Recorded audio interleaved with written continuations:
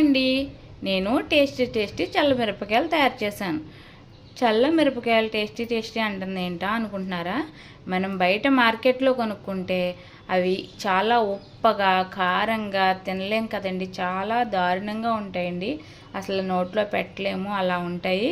కానీ మనకి పప్పు వండుకున్నా లేదంటే పెరుగన్నం తిన్నా కూడా మనకు కంపల్సరీ చల్ల మిరపకాయ తినడం చాలామందికి ఇష్టం కదండి.